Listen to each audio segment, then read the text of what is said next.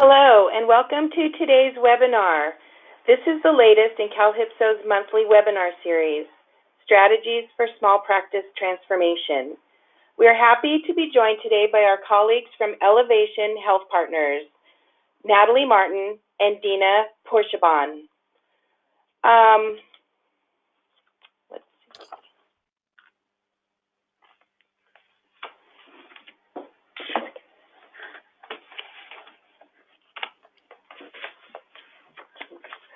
Okay. So my name is Lori Vance, and I'll be the organizer for this webinar. All attendees will be unmuted for this session. However, if you have any questions throughout our time, you can submit them in the chat box, and if time allows, we will try to answer a few questions at the end of the presentation. Also, today's webinar is being recorded, and the recording will be available at our website, which is www.calhipso.org.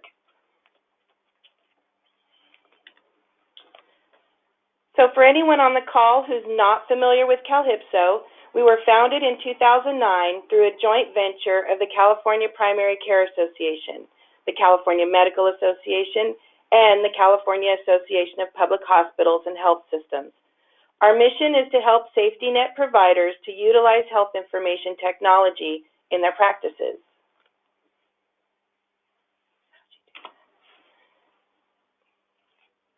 CalHIPSO's original goal was to help providers to achieve meaningful use, but we are now branching out into many other areas of health IT, including health information exchange and data reporting. Over almost 10 years, CalHIPSO has worked with more than 13,000 unique providers. Providers working with CalHIPSO have earned more than $250 million in federal incentives. So with that, I will turn control over to Elevation Health Partners for today's presentation.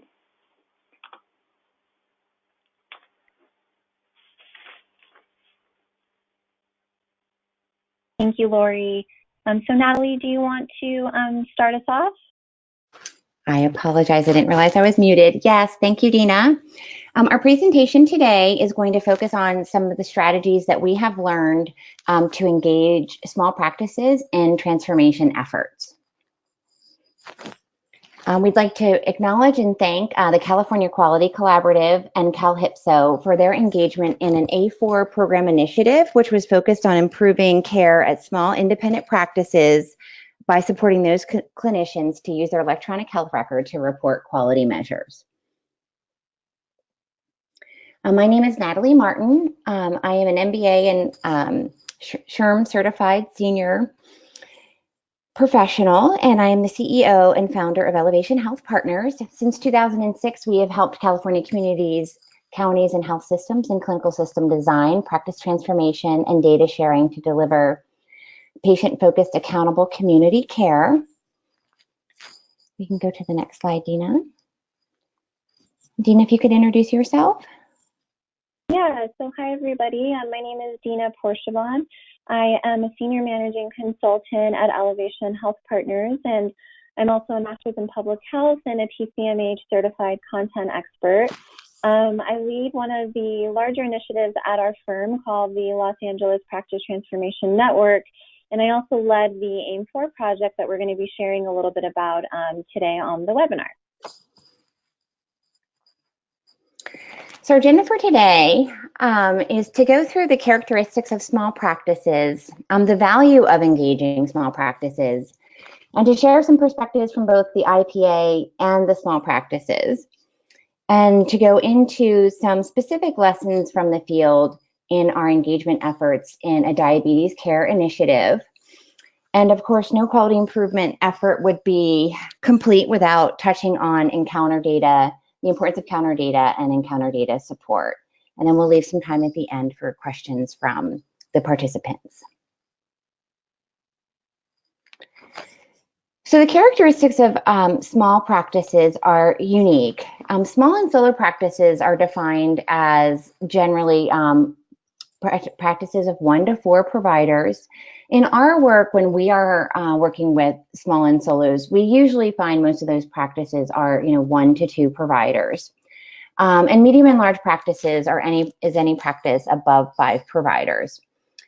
Small and solo practices typically have less than 10 total employees and usually less than 5, while medium and large practices are 10 and greater. And we'll talk a little bit today about the resources in small and solos and how they compare to some of the resources that are available to large practices. Care in the small and solo practices is more physician-centric, and that's usually due to the fact that there are less team members and less staff. The larger the practice, the greater the opportunities for team-based care.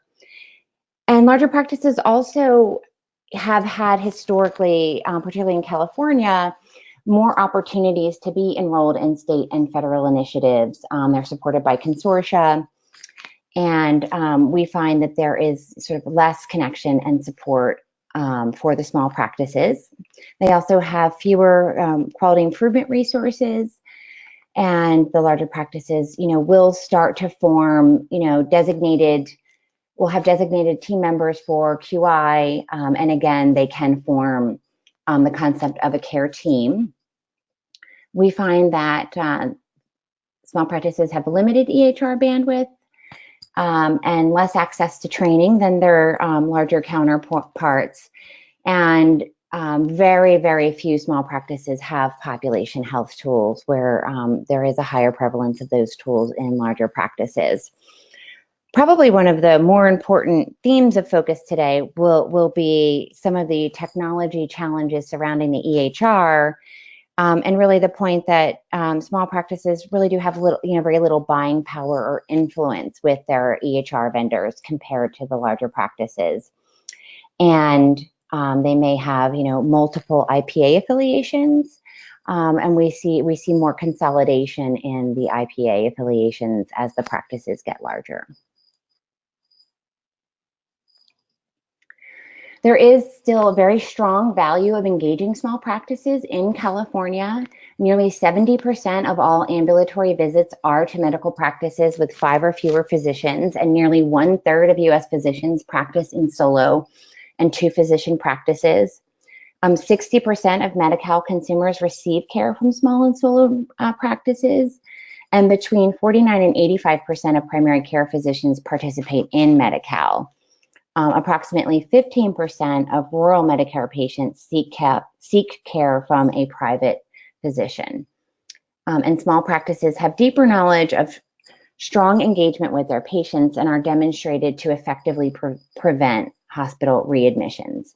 And the source of all of this data is from the Insure the Uninsured project from 2015.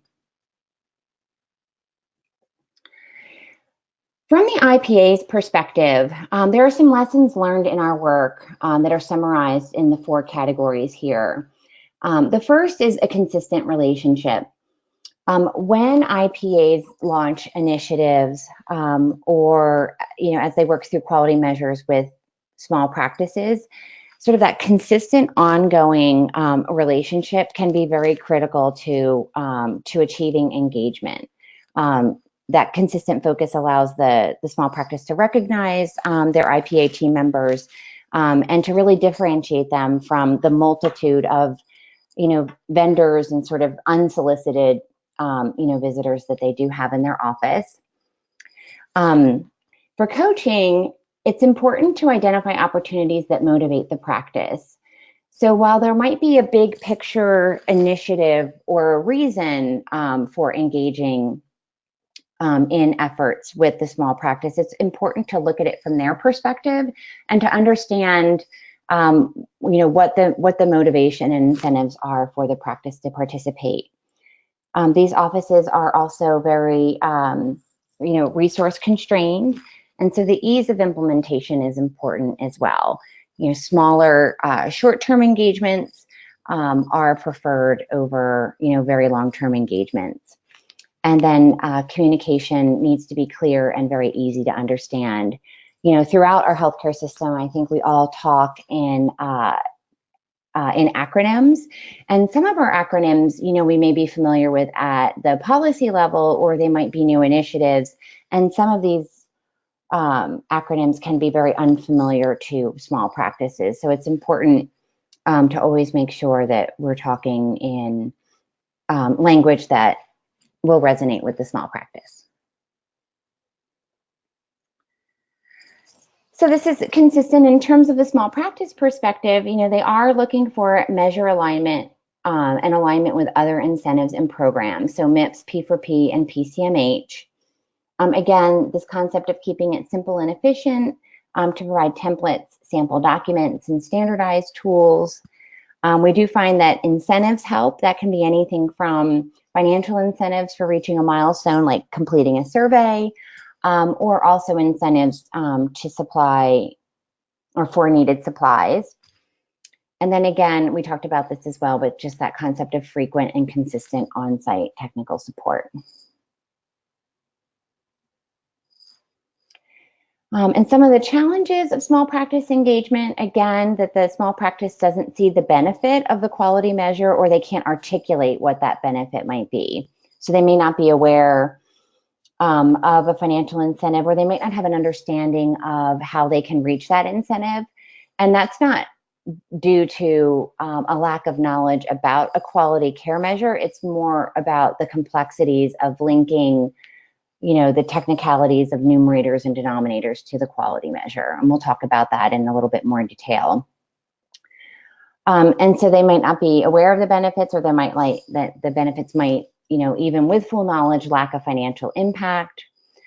Practices are not running and utilizing reports, and these can be reports either from the health plan or the IPA, and also from the EHR, to the next point, that they face significant barriers regarding their reporting systems. This concept of, and these are quotes from the practice too, that they're too busy seeing patients. And what that really means is that their patient load, doesn't allow for a lot of additional, programs, program participation. And they may lack, oversight of their outside or contracted billers. Depending on the practice and the physician's perspective, some billers really do have a lot of autonomy and independence, are considered the experts in the billing arena. So it is important to engage those outside billers when you are working on programs that have to do with coding, the accuracy of coding, encounters and submissions. We still find that today, that for a variety of reasons, which we'll talk about, that small practices are not submitting every encounter. Some confusion gets introduced when health plans offer incentives, or they offer workarounds, or sort of supplemental ways for practices to provide information. And then we also find that there's just a real technical challenge of being able to match the assigned member to patients in the EHR. So this can become relevant when it comes to like a HEDIS report or a portal access, where they can see gaps in care, but they don't have a mechanism either through like a unified or a uniform member and patient number that they can map from one system to the other. And then there are other technology challenges as well in working their gap reports.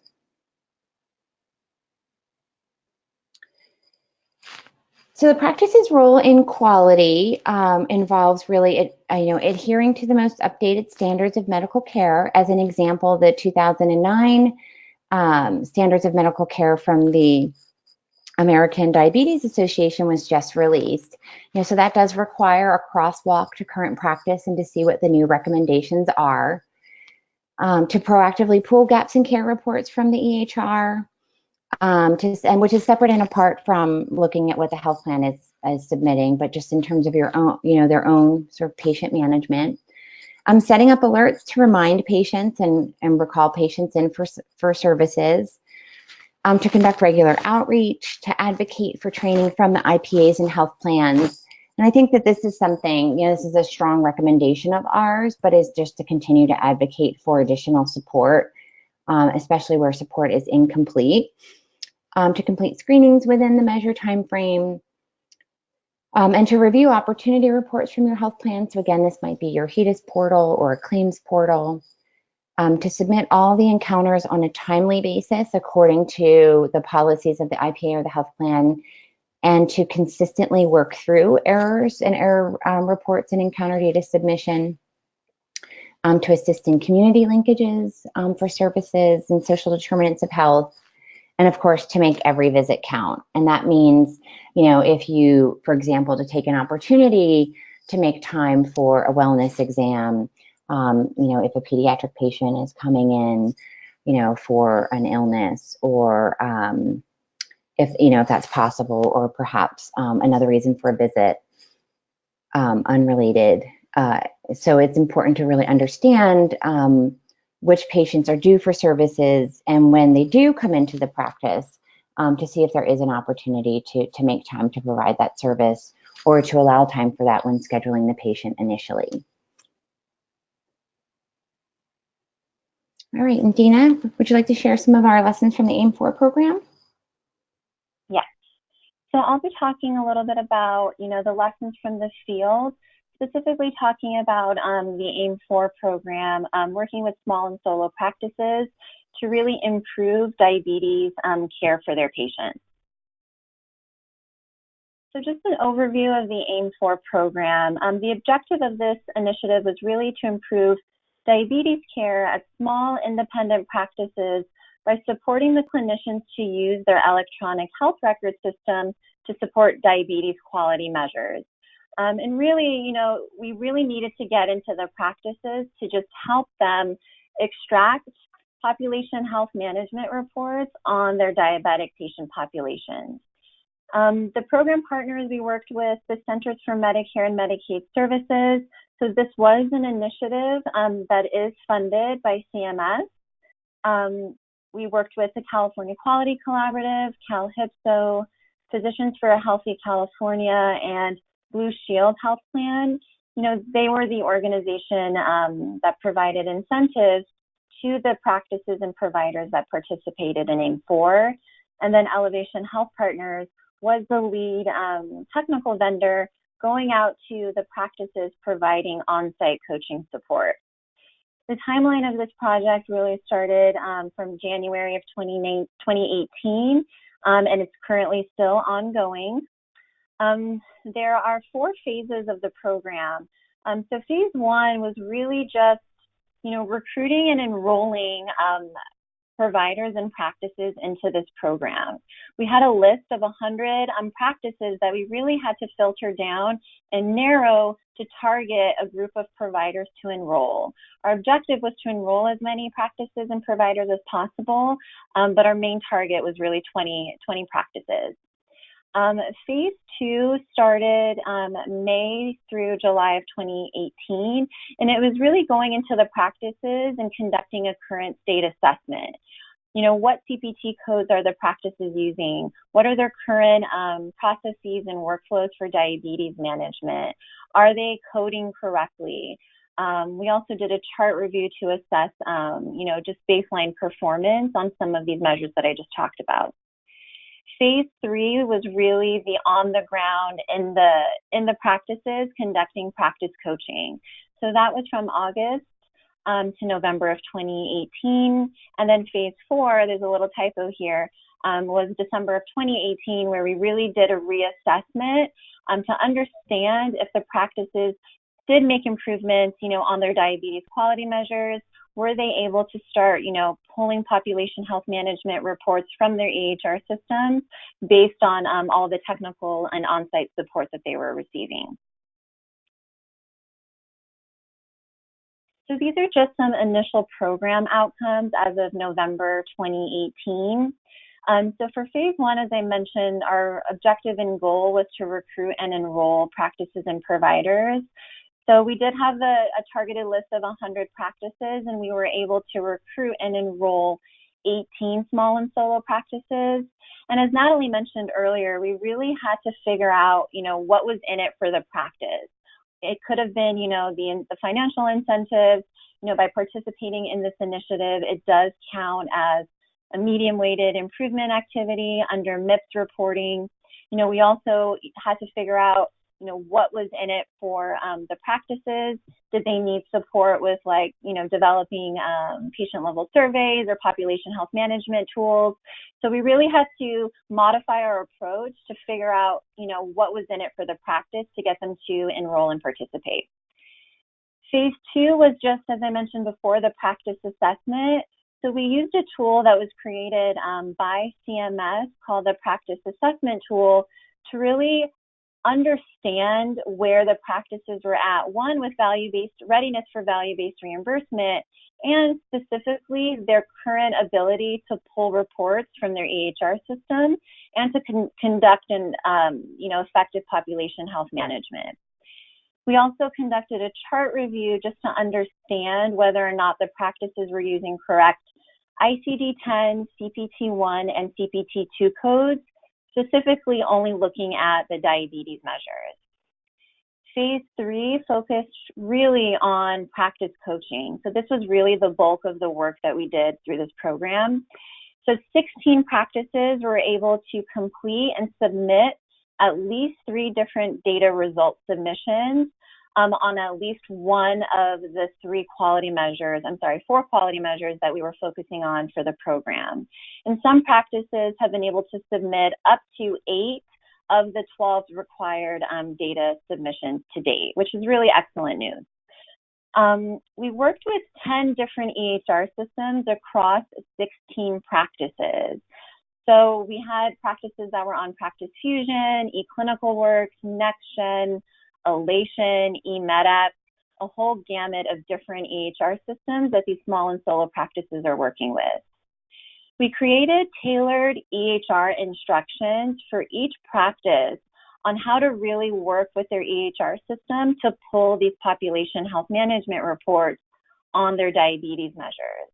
And some of the practices were even interested in other quality measures, so we really did work with the practices to make sure that they were getting value out of this program. So we didn't just focus on diabetes. If they were interested in breast cancer screening or colorectal screening, we did support the practices with creating EHR instructions for those quality measures as well. We created a coding for quality training for all of the practices, just to baseline them on what quality improvement is, what CPT codes are, and really how do you do quality improvement in your practice. We created tip sheets and best practices on each of the 4 quality measures, and we shared those with the practices. And some of our most common interventions were really resolving the EHR technical issues, some of the data issues that Natalie mentioned previously. We were setting up and running panel reports from their EHR system, modifying, creating workflows on how to really make sure that they're capturing all of the appropriate steps in the workflow so that the data is being captured appropriately in the report that we're pulling from their EHR system. We did do a training on billing and CPT-2 codes, and then just tailor training and interventions based on the need of the practice. And then phase 4 was really reassessment. So conducting the follow-up pad at the end of the program, and then really, documenting to see whether or not the practices improved on their score for running and sharing population health management reports. Some of the benefits of program participation. So each of the practices that agreed to participate, they got $1,000 for just enrolling, so just completing the enrollment paperwork. They received, and this was given to them at the front of the program. After they submitted at least 2 data result panel reports on at least one of the 4 quality measures, the practice received an additional $2,000 incentive payment. As I mentioned before, participating in AIM-4 is categorized as a medium-weighted improvement activity under 2018 MIPS reporting. The practices also received, free on-site technical assistance with creating and running diabetes panel reports, troubleshooting some of their technical issues in their EHR system, validating and correcting a lot of the data that was already documented in their EHR system, and really working with the EHR vendor to figure out what the issues were with mapping specifically and workflow redesign.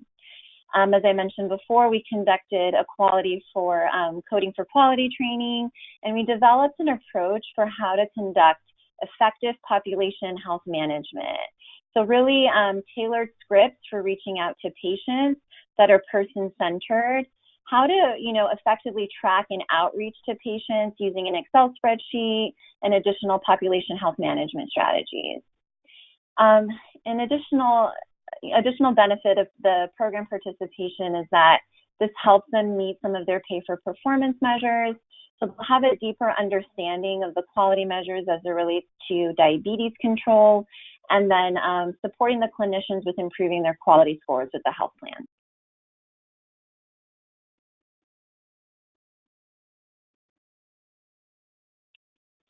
So these were the 4 quality measures that we focused on for the AIM-4 program.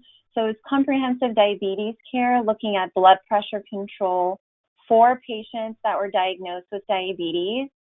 We looked at hemoglobin A1C poor control greater than 9.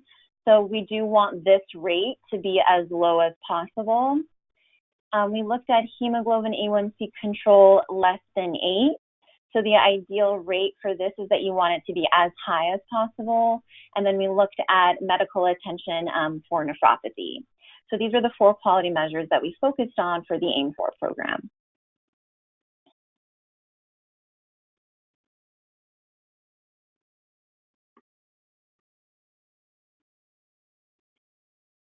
So we talked a little bit about this before, but EHR optimization and reporting was really the biggest barrier that the small and solo practices had to face in order to really provide comprehensive diabetes care to their patients.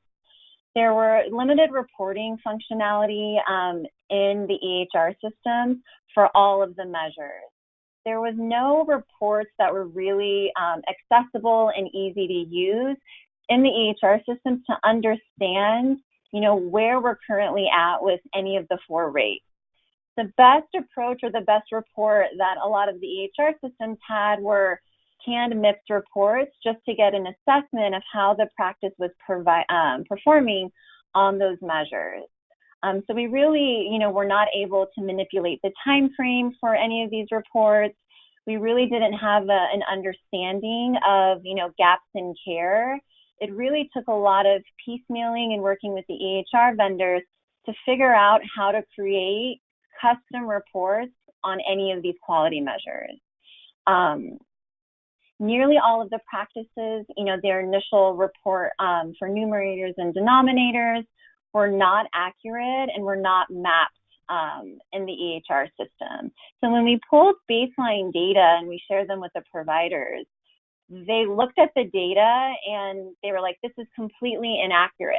We're getting rates for some of the practices for A1C greater than 9 that's as high as 80%. And it's not reflecting the patient care that the practices were given.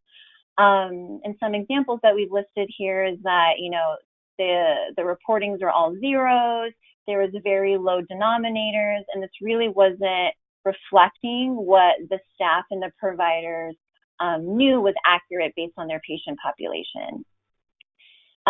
Working with the EHR vendors was very challenging. It took a lot of time to work with the vendors. Sometimes it took up to 2 weeks to get a response from them on a question that we had about creating a report or modifying a workflow issue. And then, some gaps in EHR reporting configuration, prevented, simple report creations.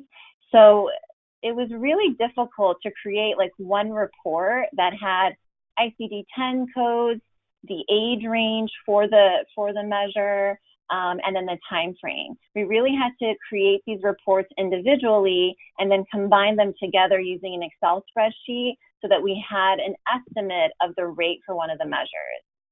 And as I mentioned before, just creating custom reports is very challenging, and it requires a very deep understanding of the EHR system. Just having access to the EHR guide is not enough to be able to create reports on any of the quality measures that we were focusing on for the program. So most practices did have a lab interface set up between their EHR system and a lab vendor. So we saw, for example, Quest was one of the more consistent lab vendors that were Quest and LabCorp that were sending results electronically and directly into the EHR system. But this really was not consistent across all EHR systems and across all lab vendors. So one of the interventions that we did implement for a lot of the practices is to work closely with your lab vendor to make sure that those results were coming in electronically into the EHR system. Some practices, have not fully adopted the EHR and are still using some sort of combination of patient charts and EHR systems. And as I mentioned before, a lot of the reports are really not capturing the entire patient population. And some lab vendors are just requiring the practices to set up and use an EHR system as a requirement to be contracted with the vendor. So really, like all of these practices, some of the practices that fall underneath that bucket just have the EHR system to get data on lab results. And that's the only way that they're using the EHR system. None of the practices that we worked with had implemented a clinical decision support alert. And for those that are not familiar with that, you get an alert when your patient is due, for example, for medical attention for nephropathy or a urine protein screening test. So that's supposed to happen once a year. And if it's mapped correctly, when the patient is coming in for their visit, the provider is supposed to get an alert for all of the screenings that the patient is due for. And this really, helps address point of care testing and making sure that you're taking care of everything when you have the patient in the office with you on that day. So we noticed that this was not set up for all of the practices due to poor setup, not a lot of support from the EHR vendor and, training on the staff on how to use this tool. And then most practices, were making changes to charting based on recommendations that we were providing to them through the program. So for blood pressure control, we did note that nearly all of the practices check and document blood pressure regularly and consistently. And for this particular measure, the practices were using CPT-2 codes. And what we found out is that for the reason why practices were using CPT-2 codes for blood pressure control is that this is a reimbursable code through CMS. The other CPT-2 codes for the other measures are not reimbursable. So while we did encourage the practices to use CPT-2 codes, which are just tracking outcomes of lab results and other screenings, we got a lot of resistance from the practices to add that into their workflow because it's just more work for them and it's not intuitive in the EHR system to know what CPT-2 codes they need to use by measure, and it's not a reimbursable code aside from the blood pressure control. So for medical attention to nephropathy, nearly all of the practices were using correct codes and ordering and receiving labs within the recommended timeframes. I think one lesson learned through this project is that the providers and practices were not really aware of the treatment criteria to meet this measure. For example, if you are administering ACE and ARB medications to the patient, that does count as a numerator hit for that measure, and most of the practices were not aware of that. And then they were making charting corrections to improve their rate on the measure. And some practice improvement opportunities, that we recommended was to show evidence of reviewing and acting on the lab results. So providers were receiving the lab results, but they weren't documenting correctly in the EHR system that it was being reviewed by the provider. And this inevitably led to a lower rate on the measure when we were pulling the report. So it was really just a change in the workflow, but the providers and practices, weren't aware of that. So it was just our recommendation to understand what the appropriate workflow was so that it was being captured in the report. We recommended and conducted additional training on the measure and the correct ICD-10, CPT-1, and CPT-2 codes As I mentioned before, we made some changes to the workflow to make sure everything was being documented correctly. And then we recommended standing orders for all comprehensive lab results, especially as they're related to diabetes care. For hemoglobin A1C control, consistency in ordering labs within the recommended time frame was recommended. Most captured lab results were being documented and entered into structured fields. There was some confusion, with reports that were being received by the practices in terms of gaps in care reports. These practices are receiving gaps in care reports from several different IPAs. So it's really challenging for them to focus on one report and conduct effective outreach. So some areas of practice improvement opportunities, as I mentioned before, show evidence of reviewing and acting on lab results, recording efforts to outreach to patients. One of our major recommendations is for the practices to pull reports from their EHR systems to outreach to patients that are due for services, because their data system is really the true data source for gaps in care as it relates to all quality measures. We're also recommending to the practices to show evidence of adjusting medication, so making sure they're documenting that correctly in their EHR system. Engaging in formulary review and advocacy. So we know that by health plan and also by payer, the formulary is very different for the prescriptions. So we really recommend the practices to really advocate for easier and easier formularies from the health plans. We recommend the practices to assess care against the 2019 ADA standards of medical care and diabetes, and really just clarify the role of the IPA and health plan with patients. And I think Natalie talked a little bit about this earlier, but just providing tools to the practices for outreach, scripts, flyers, it really helps the practices when they have effective tools to use, and it saves them time, especially with their limited resources. And then we have a slide just on strategies for successful engagement. So on-site, consistent coaching was really effective in helping the practices focus on systems change. So if you look at this graph, on the left-hand column, you can see that that's the number of practices. And then the x-axis is the number of data result submissions that the practices were submitting.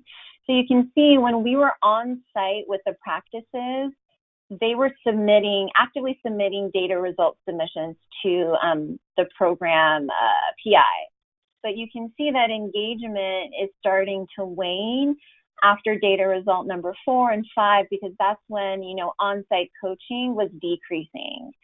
So the practices having access to technical assistance and vendors that they trust and know really makes a difference for impacting care in the practice and supporting them with these types of initiatives. So Natalie, I think I can hand it to you for the encounter data support slides. Yes, thank you, Dina.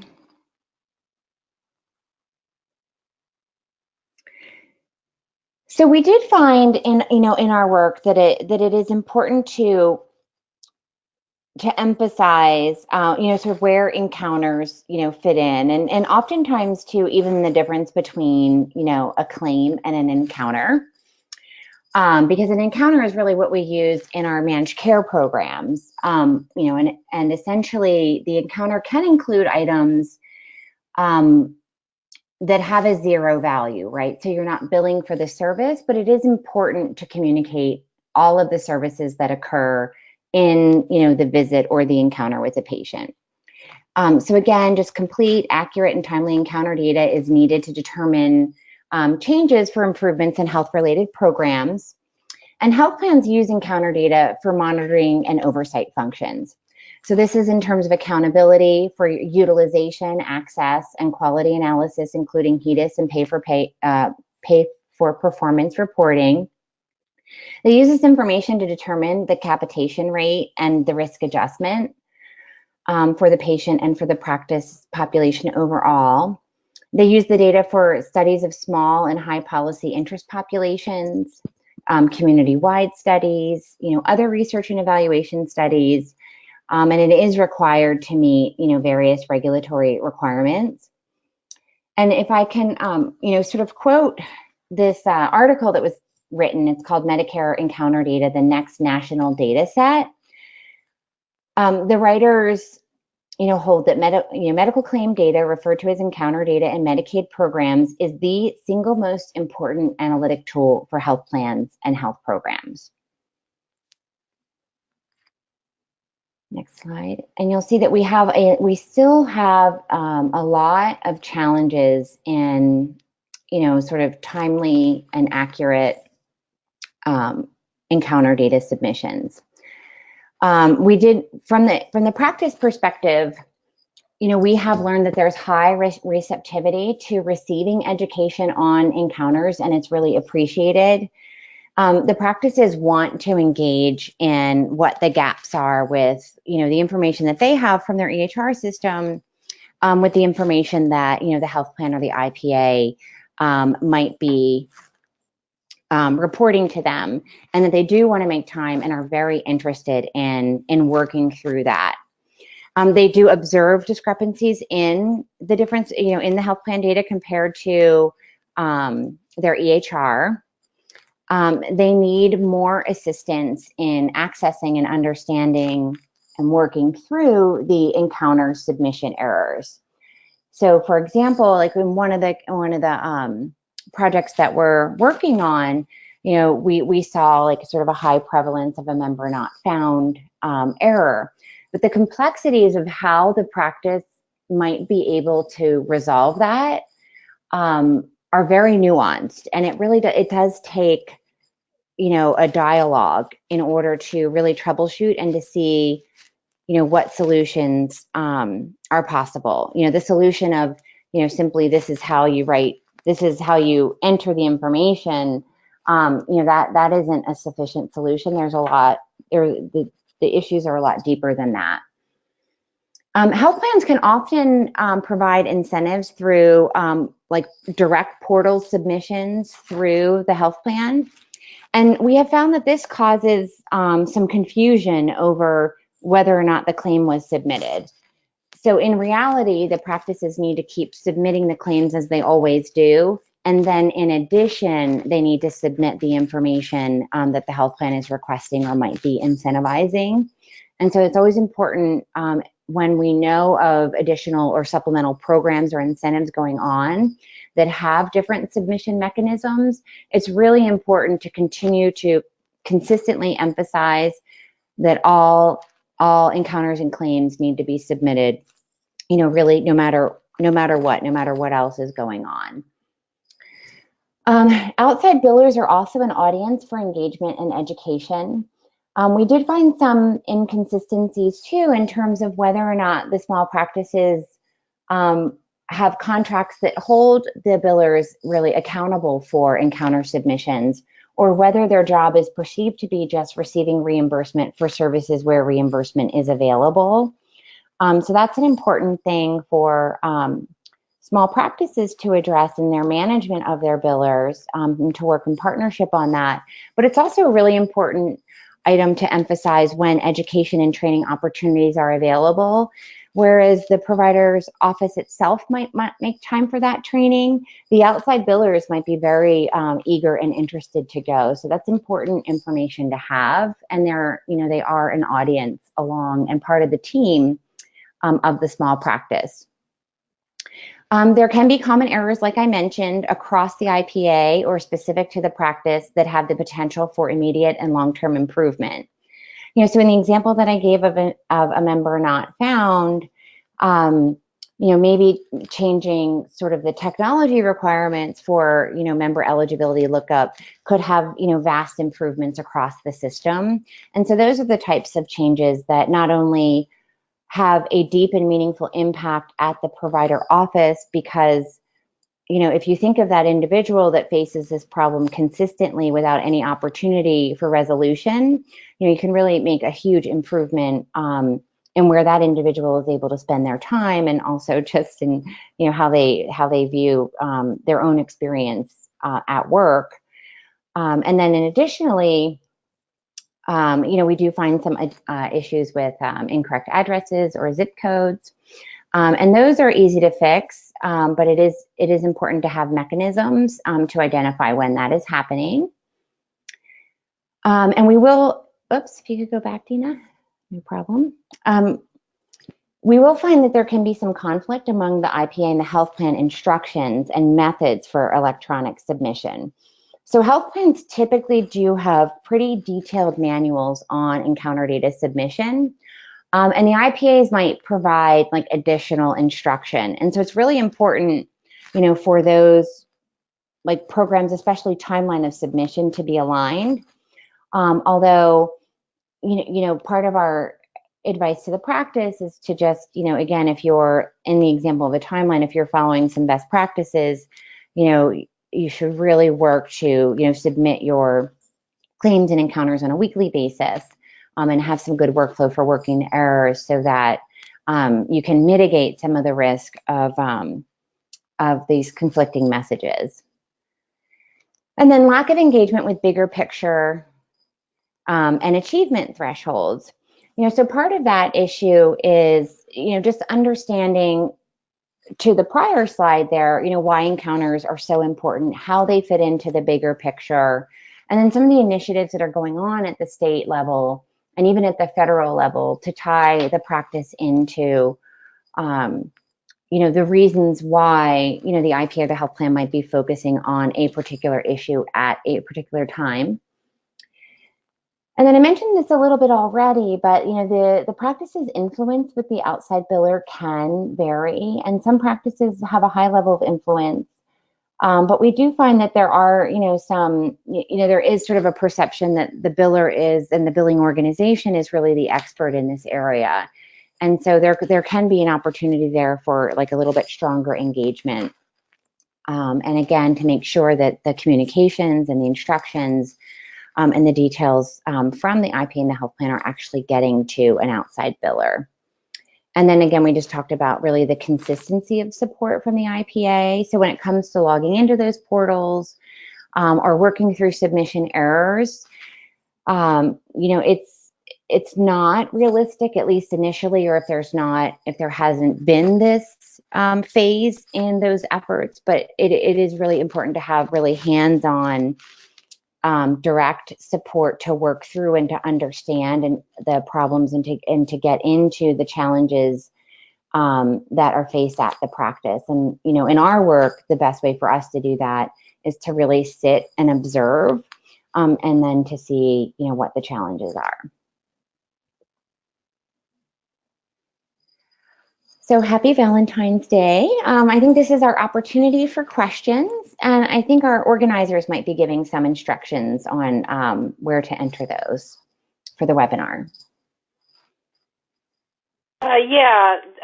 There should be an option to enter questions. We did have one question that says, is the coding for quality training available to me as a small practice clinician? Okay, that's a great question. I think if we could, Lori, collect that individual's name, we certainly are more than happy to make that available, and that is something that we can coordinate through CalHIPSO. Okay, sure. Okay, another question came in. Do you have any best practices to share regarding educating practices on why encounters are so important? We do. In fact, we have sort of an encounter submissions 101 training, and often we like to tailor that to the region of the practice. So, for example, we have in our Medi-Cal plans are county driven, and so in LA we have 2 plans, but in like the San Diego area with Aetna joining the market, I think we have about 7. So again, Lori, if those are some details that you could collect from the practice in terms of who they are and where they are, we would be more than happy to coordinate with CalHIPSO on that. Okay, sure.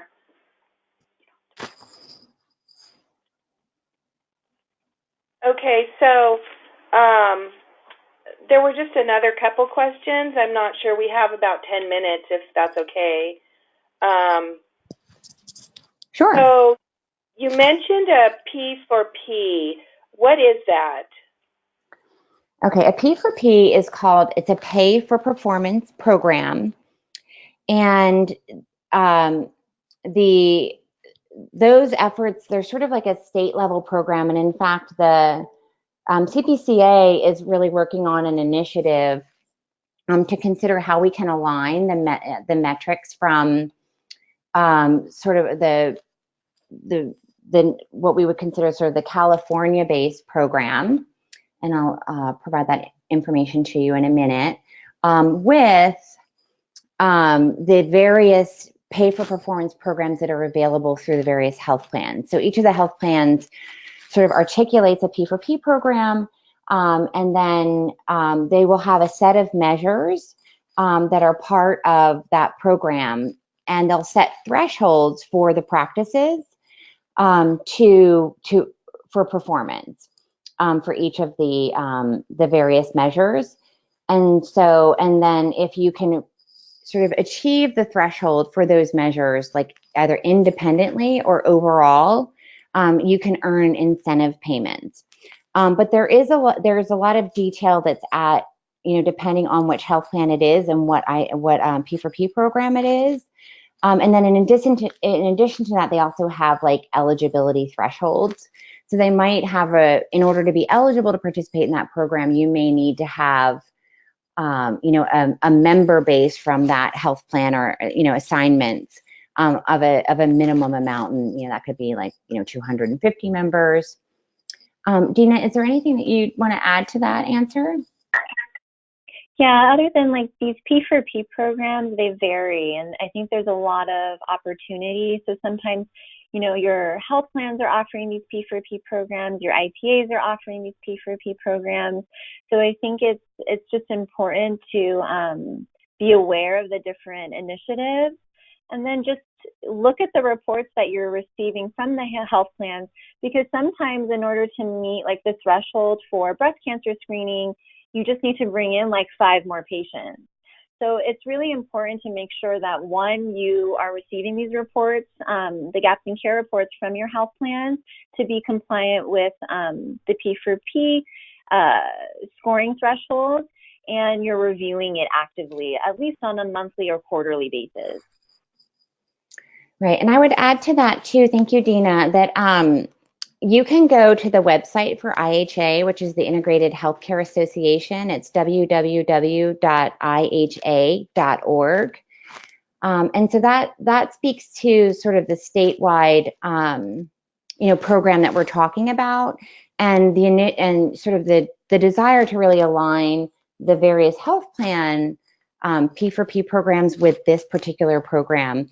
But they also are out there to support practices, in these efforts as well. And they're a great resource in terms of what the measures are, and explaining, what the criteria is to meet the various measures. But I would say that your best resource is really your IPA. That would be the best place to start. Is there a P4P program available for me? And if not, why? Is it because you're under the member threshold? And then, how can you learn more? So we had another question about that same topic. It says, do you believe doctors have a handle on how many P4P incentives they leave on the table each year? I'll begin and answer, and I'll ask Dina for input. Absolutely not. We found that the first challenge that we have is taking the information from the IPA or the health plan that is the member assigned and translating it into, is this a patient of the practice? And if you don't have a unique identifier, that's a significant challenge. Once you can get to that, it's helpful to work through the patients that they already have that are on the gaps in care report. And it does take some time and some analysis to look and to see what the thresholds are and to see where you are against the thresholds and whether or not you can make it, right? So if it's 20 patients in 6 months, you probably have a really good shot of getting them in.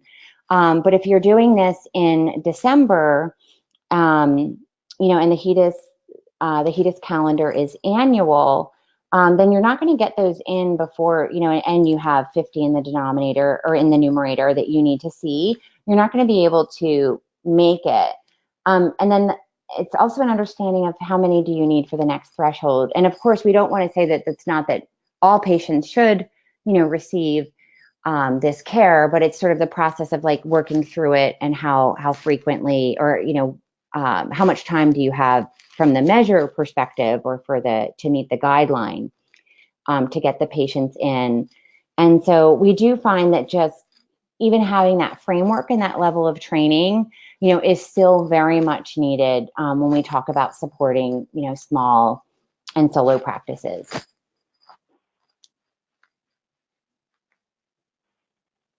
So I have one last question. Do they have any outcome measures / effectiveness measures on whether the program worked with the 18 groups? Dina, do you want to take that one? Yeah, so we're still in the process of currently analyzing the data from the 18 practices. But what I'll say is the bulk of the coaching was just figuring out the report.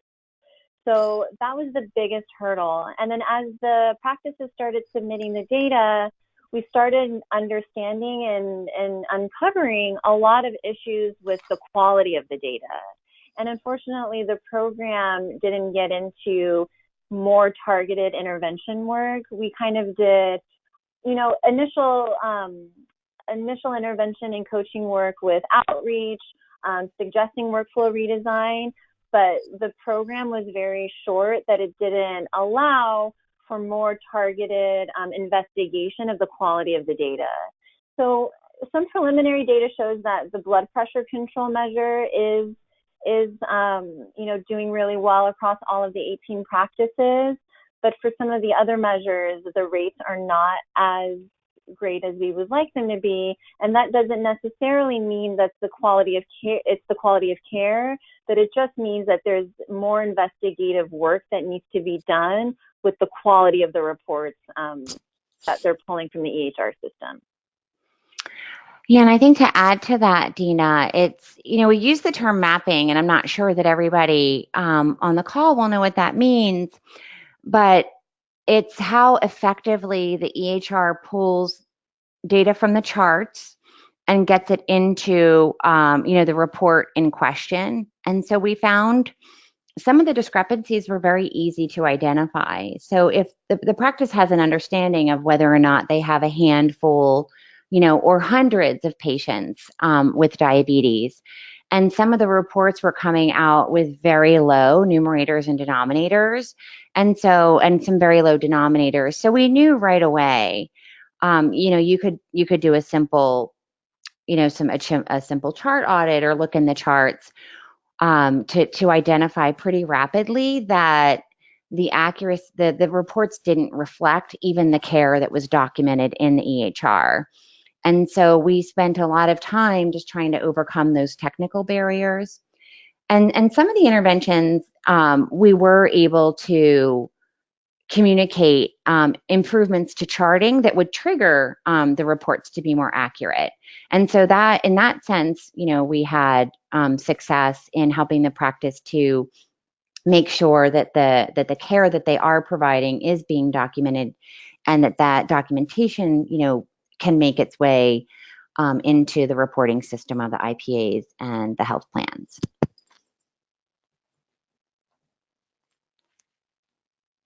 Great, thank you. That's all for the questions. So we just want to say thank you to Natalie Martin and Dina Porchabon for presenting with us today. And with that, we have reached the end of the webinar. As I said, it'll be archived on the CalHIPSO website within the next few days.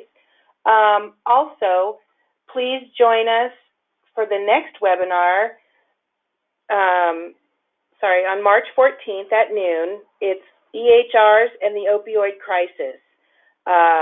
So please mark your calendar to join us for that one as well. Thank you one last time to our panelists, and we hope you all enjoy the rest of your day. Thank you, Lori. Thank you, Lori.